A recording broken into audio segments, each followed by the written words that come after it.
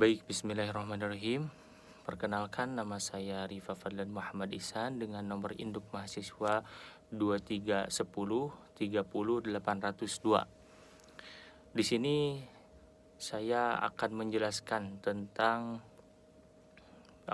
sedikit tentang identifikasi dan rumusan masalah terkait PTK atau penelitian tindakan kelas sebagai salah satu syarat untuk memenuhi tugas dari mata kuliah penelitian tindakan kelas. Apa itu identifikasi ataupun rumusan masalah terkait penelitian tindakan kelas? Berbicara mengenai identifikasi ataupun rumusan masalah terkait penelitian tindakan kelas, tentu itu sangat begitu banyak. Namun dengan singkat ataupun ringkasnya, identifikasi masalah terkait dengan penelitian tindakan kelas mempunyai beberapa identifikasi. Di antaranya apa?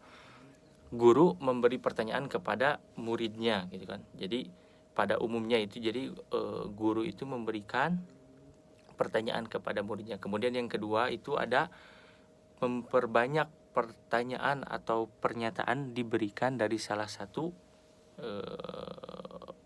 bukan hanya satu pertanyaan, melainkan banyak pertanyaannya gitu ya. Kemudian yang ketiga itu banyaknya pertanyaan lebih banyak ya dibandingkan banyaknya rumusan masalah gitu ya, terkait bagaimana identifikasi kelas. Kemudian yang keempat, kalimat tanya dimulai dari yang kompleks. Maksud kompleks itu holistik ya, jadi atau secara keseluruhan sampai spesifik atau atomistik atau memisahkan bagian dari bagian yang lainnya. Kemudian yang kelima, terkait identifikasi kelas, perlu diperhatikan kalimat tanya itu tidak harus identik selalu dengan instansi jawaban, karena itu hanya sebagai identifikasi masalah ya. Berbeda dengan rumusan kalimat tanya rumusan masalah gitu kan. Kemudian yang terakhir dari mengenai identifikasi kelas ada kalimat tanya ya. Kalimat tanya tersebut harus mengacu atau mengandung pada variabel pokok bahan atau bahasan tersebut. Jadi tidak tidak boleh ataupun kesana kemari. Jadi harus harus dalam bahasan pokok tersebutnya. Kemudian untuk selanjutnya terkait rumusan masalah. Tadi ada identifikasi masalah.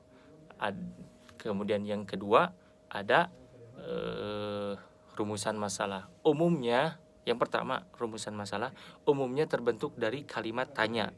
Kemudian yang kedua, dikembangkan dari identifikasi dan pembatasan masalah. Yang ketiga, kalimat tanya pada rumusan masalah lebih terinci karena telah melalui identifikasi dan pembatasan masalah tersebut sebagai dasar untuk penentuan teori yang akan digunakan. Kemudian sebagai arah dalam menentukan judul, metode, atau jenis penelitian tersebut. Misalnya contoh, salah satu contoh dari rumusan masalah ya. Contoh, ada si A dan si B. Kemudian si A, hasil belajar matematika operasi hitung bilangan pecahan, itu si A ya. Kemudian si B, pemanfaatan alat peraga. Jadi yang satu itu matematika operasi hitung ya. Kemudian yang kedua itu pemanfaatan alat peraga. Nah, kemudian pertanyaannya muncul pertanyaan kan, kalau rumusan masalah itu selalu muncul pertanyaan, apakah terdapat hubungan antara A dan B?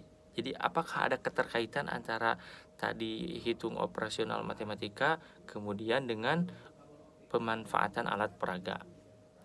Jawabannya adalah bukan rumusan masalah pada penelitian tindakan kelas. Yang kedua, jawaban yang kedua termasuk penelitian kuantitatif. Jadi hubungannya itu yang pertama bukan masalah rumusan bukan rumusan masalah pada PTK. Yang kedua jawabannya, apakah terdapat hubungan nih antara si A dan si B. Yang kedua termasuk penelitian kuantitatif berdasarkan jumlah atau banyaknya. Kemudian yang terakhir, yang ketiga, termasuk penelitian korelasional atau korelasional itu hubungan timbal balik atau sebab akibat.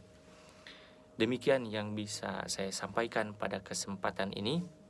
Kurang lebihnya mohon maaf. Wabillahi taufiq wal hidayah. Wassalamualaikum warahmatullahi wabarakatuh.